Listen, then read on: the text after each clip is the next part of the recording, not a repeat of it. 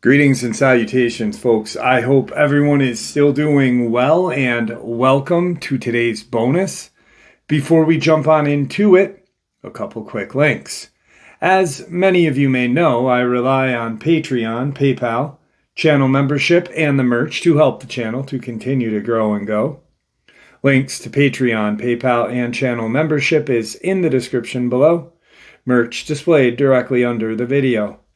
Also, Dogman, Frightening Encounters, Volume 1 through 3, the audiobook versions.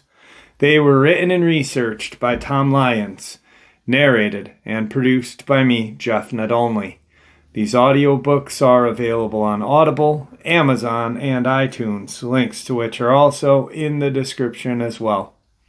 And finally, last but definitely not least, if you'd really like to help support the channel to continue to grow and go, simply subscribe. It does not cost a cent. Click the like button, takes half a second. If you don't want to miss out on any of the informative uploads that I put out daily, click the bell icon. And folks, please leave a comment and share the video. Why? Well, because these things really do help the channel to continue to grow and go. They definitely do matter, and they are appreciated. And with that, I have taken far too much of your time. Let's jump in to today's bonus, shall we? Many people are or will know this name, Art Bell. And if you don't, he was the host of Coast to Coast. Just an amazing host. Really asked the questions and had some of the greatest guests and greatest shows centered around the paranormal and alien agenda, deep underground military bases, and cryptids. Now, crazy enough, there was some strange experiences that happened around his home. Well, in the town his home was in. And a subscriber had shared those with me, which I am going to share right now.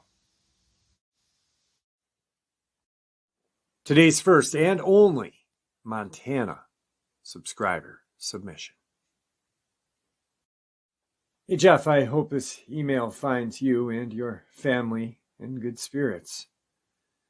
Okay, well, I'm going to try to explain this as best as I can. My first encounter ever was when he awoke me out of a dead sleep looking down at me. Once I opened my eyes, there was a few minutes. He didn't know how I was going to act. So he gave me a look that said it all. If you scream, I will come in and tear you apart, and there is nothing you can do about it. I pulled the sleeping bag over my face and started to whisper for my cuz, Hoyt. I got his attention, although his back was facing the window and me. I told him there was a werewolf looking at me, and for him to stand up fast before it leaves. Hoyt then just said, turn over and go back to sleep. If you don't bother it, it won't bother you. Although, that isn't what I did. As I looked up back at him, with his self-luminous yellowish-green eyes, I saw a human intelligence in those eyes, and I saw exactly where I stood in the food chain. After some time, I needed to sit up Indian style, and we just looked at each other, although I could not tell how long. This was in the early 90s when we moved up there, so I was going in 5th grade and it was summer. Over time, he would come around the house, peeking in the windows. He was around 8 to 9 feet tall. He would stick his hands over the 2nd-story banister, and his eyes would be from the floor of the 2nd-floor story deck in the bottom 2x4, if that makes sense. And he could see into the living room upstairs. Or we would be playing a game downstairs, and Coleman would see him in the reflection of the TV and run into his room screaming, it's here, it's here.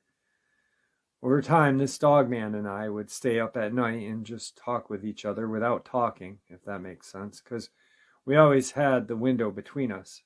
Over time, I could feel where he was without seeing him.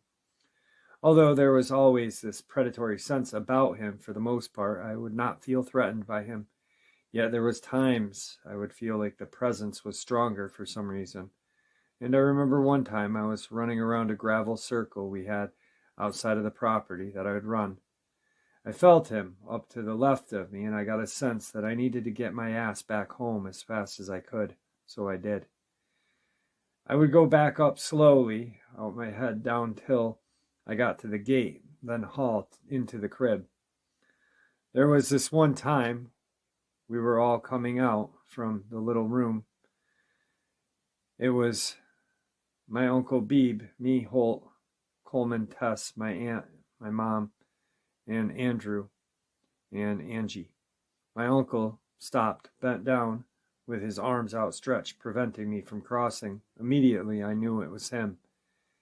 And I knew where he was, although I could not see him from where I was. Now, I know my uncle would not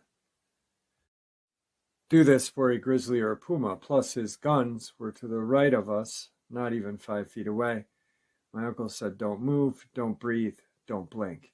Yet, the moment my uncle raised back up, I ran into the kitchen window and started knocking on the window as he was walking up the hill by the side of the house.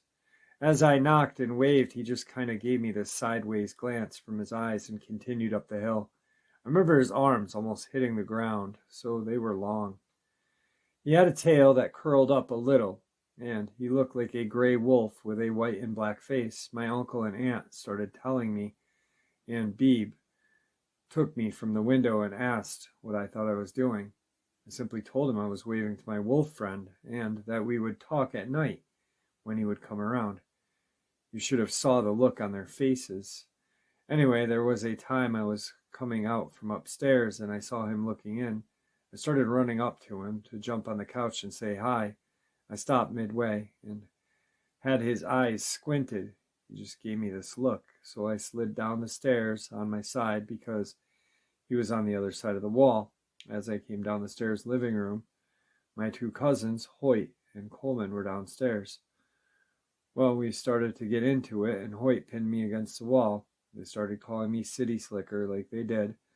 So I started whimpering and whining like a dog. As Coleman was starting to come my way, he slapped the side of the house to the point that it shook the pictures of the wall, and they got startled. Then I saw him peek around and smile at me. Then Coleman saw him first, out of them 2, and ran into his room screaming like he did, saying, "It's here." Then Hoyt turned around and he just looked at him, and Hoyt took off to his room. I started walking up to him, and we were just looking at each other. I waved like I usually did. Then I took off to my room, because I got scared he would come in, although he never tried to come in the house. When I had to go and clean the chicken coop and gather eggs for breakfast, I would feel him, but never see him. He never hurt or took any of the chickens, or hurt the duck they had, or the dog they had. I remember we would mimic each other for what seemed like hours.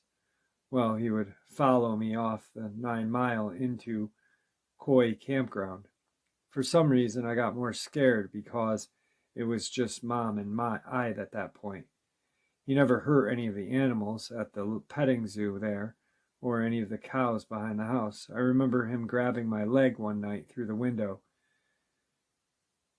when we lived in a trailer and the windows went out from the bottom to the top. It scared me badly. I jumped out of bed in flight, yet I remember a cold padded touch of his hand. Like I said, I don't remember what I had done for my brain to suppress these encounters. My family also had Bigfoot encounters. That got so bad they stuck all of us kids in the basement with 2 armed adults. Chase this Bigfoot was on the roof and snatched one of the wiffle ball bats out of my cousin's hand. I remember the 3 of them came back in the middle, and he ended up soiling himself. I tried to get them to talk about it, but they wouldn't. So I went out, and the 2 neighborhood German Shepherds were going ape crap, trying to get to the wood line. I remember walking halfway to the wood line, and I could still hear the dog's teeth gnashing closed. When I got about halfway there, I heard 2 wood knocks and 3 whoops with the loudest roar I'd ever heard. It tickled my nose and shook my organs, so I ran back inside. The next day, my cousin said Hoyt, Coleman, and me to come down. Said, boys, there are things out in this world that need to be left alone, feared, and most of all respected. To this day, they refuse to talk about it. I had to trick my aunt up once just to admit that I knocked on the kitchen window and waved to my wolf friend. That's about it, Jeff. I hope this helps.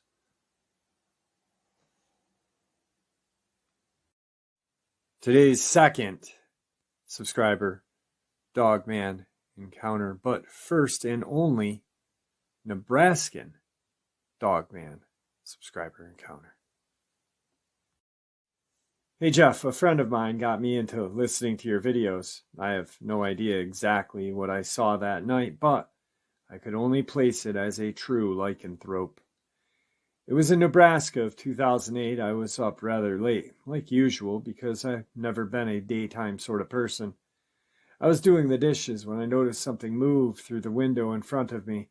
So I looked up curious, since we live about 15 miles out of town, so there shouldn't have really been anything to draw my attention to the window.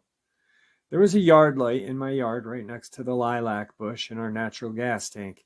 My heart skipped a beat at what I had saw. Standing beneath the yard light, as if begging for me to notice it, was a huge black figure, one that I hadn't seen before except in movies. Standing on its two wolf-like legs, it had to have been a good 6 to 7 feet tall. His breathing, I couldn't tear my eyes away as I stood there motionless, transfixed on a pair of eyes over his wolf-like nose. I have no idea how long we stood there staring at each other, but it had almost felt like an eternity. I've heard I should have been afraid, but I was more curious than anything. I had become so drawn into what I was seeing, I ended up dropping the glass I had in my hands, taking my attention away from my nighttime visitor. I looked down at the mess I had just made for a mere second before looking back out. The creature was nowhere to be seen. So, with my heart hammering in my chest, I made my way for the front door, and then I stepped outside. Once my feet moved over the threshold of my door, I moved slowly toward my front yard, my eyes darting all over the darkened landscape. But even as I stood beneath the light, where he had been, there was nothing but trees rustling gently in the breeze, the branches of the lilac bush swaying slightly, the crunch of the gravel beneath my feet. The creature was gone. I began to think I had spaced off and only thought that I had seen it, till the next day when I had awoken and heard my brother and his wife talking in the dining room. They were telling my parents about a creature they had seen running across the highway on their way home the night before. They doubted what they had seen until they realized they had seen the same thing, but did not dare to stop to try and get a better look at this lichen-like creature they had nearly hit. I couldn't believe it. Deep down I was excited that I really had seen it, and I had not hallucinated, or daydreamed, or whatever. So I couldn't help but tell them that I had seen it as well. The lycanthrope has not been seen since that night, in or around my yard, but I can't bring myself to wonder if he is still out there lingering in the darkness and out of sight. Being older now, I have a newfound respect as to what could have happened to me that night, and how crazy I was to go outside and search for him like that. But it also leaves me to wonder, what drove him off? What made him run away like that? A question I will never probably find the answer to, but I still continue to stop by the windows and look outside and wonder. I really hope I said at the beginning of all of that, Nebraska, our one and only Nebraskan. I think I did. But anyway, that finishes Nebraska up. Now we jump into Nevada. Today's first Nevada Dogman subscriber encounter.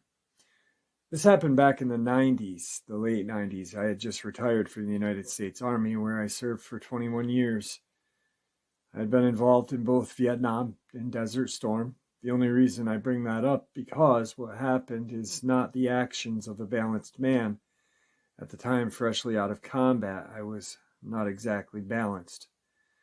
I'd met a girl, well, actually a woman, that I had liked quite a bit. We had gone for a ride to a park just north of Omaha. This park was said to have supernatural entities roaming around the park, especially at night. Well, needless to say, we didn't believe in that, so we drove out there one night just to get away and be alone for a while. We parked in a lookout, a beautiful view. After a bit, she had to tinkle. Well, me being a gentleman, I moved to the other side of the car to let her do her business. All of a sudden, she lets out this muffled yelp. I immediately knew something was wrong. You need to know that since I got back home, I went nowhere unarmed. I always had my .45 auto and either a Bowie knife or a machete. This night I had a machete. I quickly moved where she was and saw her face. It was a face of fear and panic. I turned to see what she was looking at and got the shock of my life. There, 25 feet, was a dog standing on two legs. It was hunched, and its front legs were almost touching the ground. I'm 6 foot, and this thing was at least my height hunched over. God knows how tall it was standing straight up. I instinctively moved between her and it. I drew my pistol and a machete and stood there. There was no running. It had us cornered. Jeff, this damn thing smiled at me.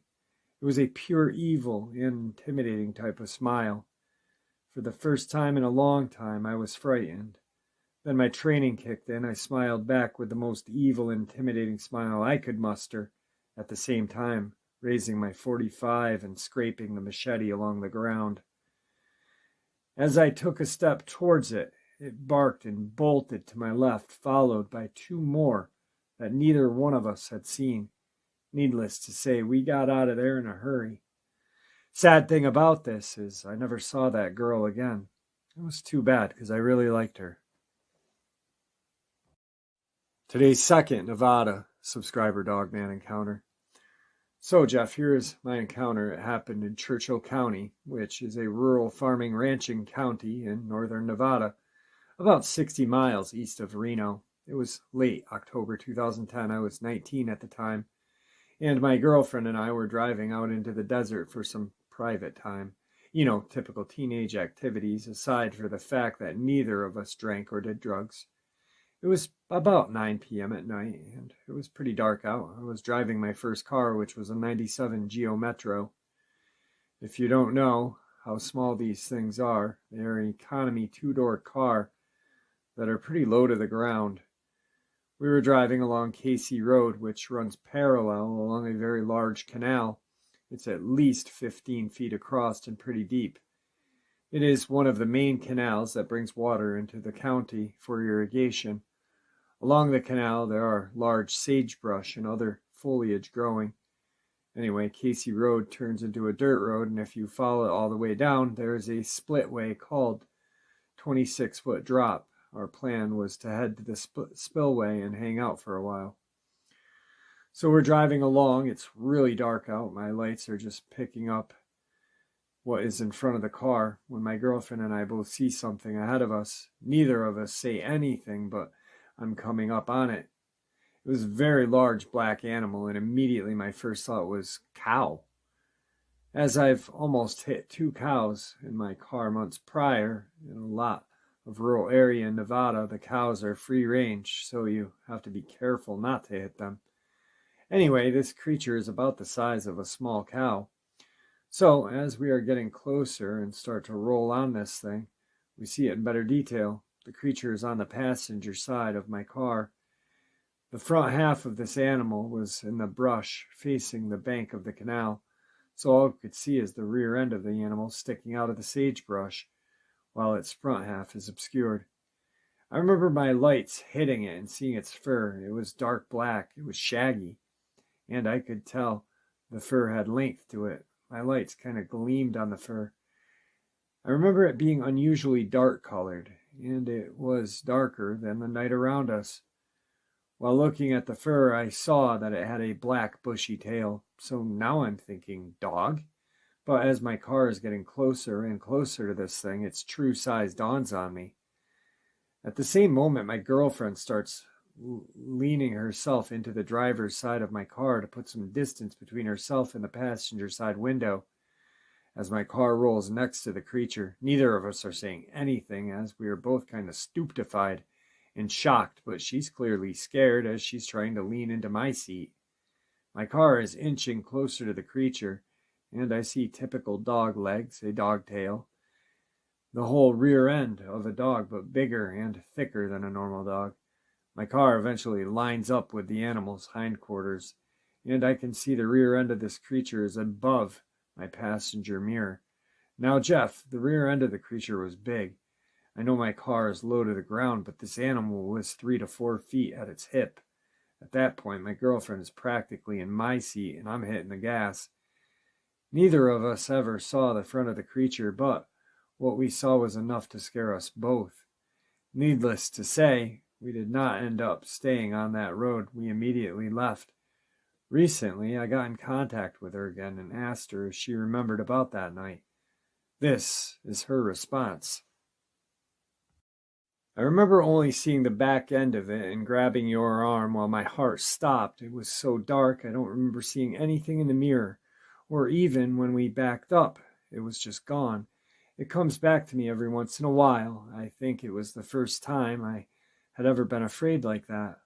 All I remember is we were talking, and all of a sudden I looked to my left and saw this big black thing in between the tall grass going into the canal. It was huge with a large tail. I remember also you didn't want to back up.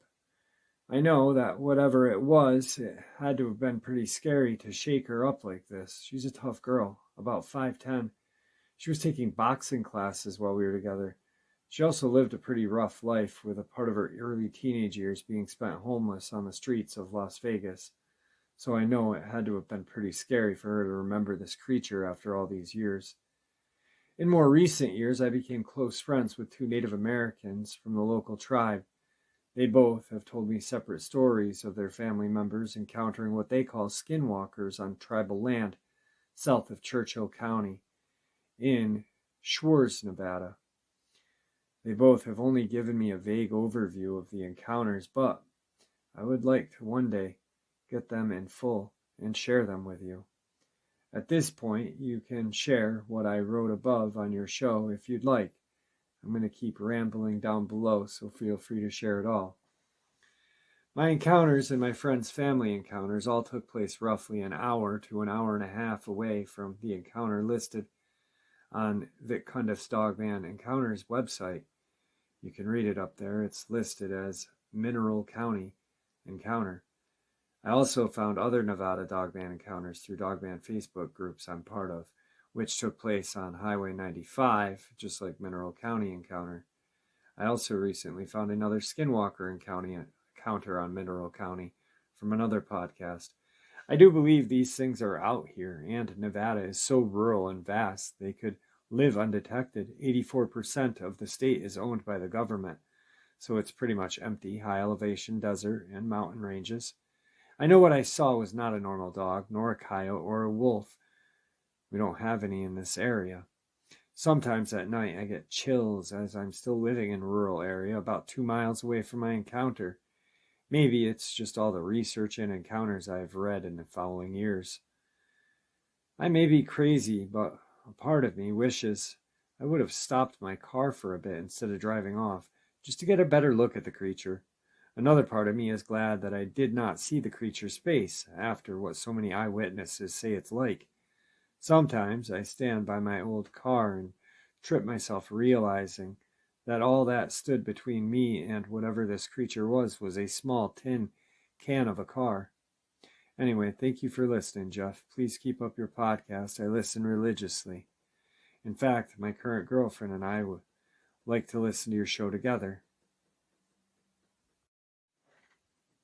Tonight's final Nevada encounter and final encounter of the evening or day. Hey Jeff, I've been listening to your channel for a few months now. I like your honesty. I'll be 54 in July. I'm not well. I had heart surgery in 2008, lifelong diabetic since I was 12 years old.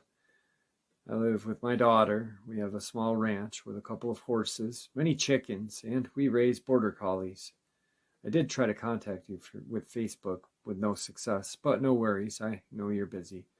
Actually, I don't use Facebook, guys. I know I have a Facebook, but I don't use it. I hate Facebook. I just email me, please. I don't even go to messaging on Facebook. So please, guys, email me if you want to get in touch. Anyway, back to this. The first time I had seen a vampire was in August of 2000. I lived in Las Vegas on the west side, not a good neighborhood, but I raised pit bulls, so I felt somewhat safe. At the time, I was researching vampires on the web, talked to a few so-called, not that I really believed they were. I think it was a Sunday night, August 6, 2000. I had my niece and nephew spending the night with my daughters. My oldest was about 13, I believe. Her cousin was 13 or 14, somewhere in there. My youngest was asleep on the couch. She was a baby, about 4 years old. My husband at the time was asleep in the bedroom. Me and the kids were up watching TV. I heard a noise on the front porch. My porch was upstairs with a locked gate, too high to get over because you had to stand on the first step to open it. But it was locked, so I went and looked out the door peephole, and there were 3 guys standing there, 2 in long black dusters, one more army style with a shaved head. He was a large guy. The other 2, one had long black hair and was a really nice looking guy. The third I thought I knew from speaking with him online, but he was from Rochester, New York. He had medium-length curly hair, probably 5'10". The other, maybe 6 foot. The big guy was well over 6 foot. I'm like 5'3", so he looked big. One of them motioned to me to come outside. No way was I going out there. Something was not right. I did not go out there until sunrise when they left. Then others started showing up, mostly wearing dusters. Here's the thing, they were jumping from my porch going straight up. I think the original 3 were protecting us. I had this all written down, but my ex-husband threw it away. They stayed until morning. Also, I had my niece and nephew look on the porch without telling her anything. I wanted to see what she saw. She said I saw 2 guys with long coats, one army jacket. So many were coming and going, I had no idea what they wanted. I know this sounds nuts, but it happened. Another came back to the apartment later that year, another story. He was different from the original 3. He had long, dirty blonde hair and wore a leather vest biker looking, very threatening. He stayed downstairs. Also, my neighbor put garlic on my stairs, then moved away. They must have seen them too. I've seen them a total of 5 times. I wish I could remember more. I just know we were scared and it was a long night. I've had other things happen to me. All of my life it's been happening. I don't know why it does. I've not told anybody about this vampire thing because it's too unbelievable. I don't want anything or to be on your show. At the time, I lived on Illinois Street in Las Vegas. Last time I seen 2. One was a woman. It was around 2014. I lived next to the Hard Rock Casino. Her and her guy followed me right up to my apartment door. I just happened to notice them following me when I was taking my dog out at night. I started running back to the apartment. I knew what they were. She looked right into the door peephole, then they were gone. Just they have this way about them, it's hard to explain. It's almost purposeful. I know how this sounds, believe me, but it happened. I also heard howling at my home here in Pahrump, Nevada, like people mimicking coyotes. No people around, though. And I would have seen 10 or more people. My neighbor called me. He was scared and asked what was going on out there. I told him coyotes. He said, no, it sounds like a lot of people. And I knew he was right, because I did too. I took my Kimber 9mm and started down the driveway. I seen nothing, no people around. It was coming from my northeast corner, where Paul, my neighbor's fence met mine. My dogs wouldn't come out. Now they chase coyotes off. I shot a coyote after my dog chased it out. It was huge, dark gray, bigger than my collies. They killed a bunch of my hens and left them ripped apart. But I've never heard coyotes sound like that. And my dogs were quite not normal. Paul's an old man. He wouldn't go outside. He was scared. I got scared in the driveway when I couldn't see anything, so I came back into the house. I don't know what that was. I think it was 2019 when that happened. Sometime in fall. It was dark and early. I have never heard it again, but I do hear and see coyotes around. I put up a hot wire, a 12K volt, to keep them out. Pahrump is a strange place. Strange things happen here. I used to live down the road from Art Bell's place, but I live on the other side of Pahrump now, towards California. All right, so absolutely horrifying. And like I said, Art Bell was just an amazing host of Coast to Coast. Really did ask all the right questions. And I know that I miss the old Coast to Coast and what it used to be with Art Bell. Just an amazing person. And this right here is probably one of the strangest clips that ever happened on Coast to Coast. And because this experience happened near his home, I figured, you know what? We're talking about him. Let's share this really terrifying clip that actually cements down exactly what we talk about here when it comes to deep underground military bases, the military, alien agenda, and more. Check it out. Line, you're on the air. Hello. Hello, Art. Yes. Hi. I don't have a whole lot of time.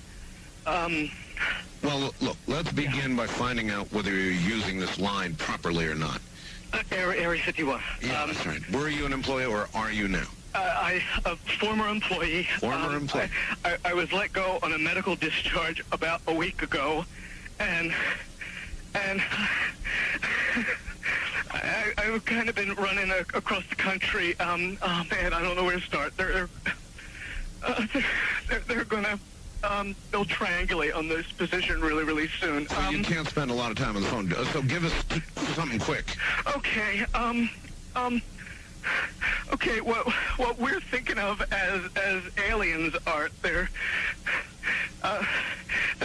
extra-dimensional beings that an earlier precursor of the space program made contact with. They are not what they claim to be. They have infiltrated a lot of aspects of the military establishment, particularly the Area 51. The disasters that are coming, the military, the government knows about them, and there's a lot of safe areas in this world that they could begin moving the population to now, Art. But they're not doing anything. They are not. They want the major population centers wiped out so that the few that are left will be more easily controllable. Discharge.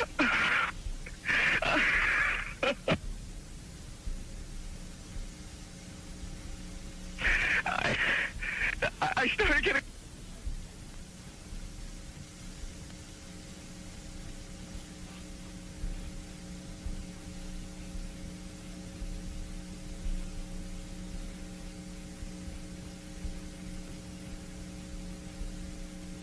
In some way, something knocked us off the air, and we're on a backup system now. It's the government, or... I don't know. It has to be something, though. Well, did you hear... Now, you tell me, because you were listening. That was awful strange. There was a really weird guy on the air when it went off? Yeah. Real weirded out. Like, going... Sort of sounding paranoid, schizophrenic? Like crying and everything. Yeah. And how far into the conversation was it when it went off? Just a couple, about 15, 20 seconds, I'd say. Oh, you guys you really missed the call then, and I've got a feeling somebody didn't want you to hear it. Yeah. Because it was really strange. All of a sudden, I'm hearing Mark Furman, and when I That's right. Well, the listening network, of course, went immediately to a backup tape while we tried to figure out what blew up here. So that's what you heard happen. And then we're now on a backup link system to be on the air at all right now. So, well, I'm telling you, it's lost all transmit capability on this end. Here in Nevada, the transmitter went belly up suddenly for some unknown reason. I've never seen it do this in all the years that we've been on the air. I have never seen the transmitter in this way just simply fail, massively fail, like a massive heart attack or some kind. And so we have gone to a backup system to get signal to you right now, and I presume it is getting to you right now. And there you have it, folks. I hope you all enjoyed today's bonus as much as I enjoyed sharing it with you. I'd like to thank you for supporting the channel. It is your support that helps the channel to continue to grow and go, and what gives us all a place and a chance to share our experiences and theories judgment-free. Everyone is simply treated with the respect that we deserve. Please stay safe, happy, healthy, and ever vigilant, keeping an eye on our children, pets, family, and our friends. These creatures are real. These events have happened. Share this information with those you love and care about, and it may just help save their lives someday. Until next time, never stop asking questions. Never stop searching for the truth. God bless you all.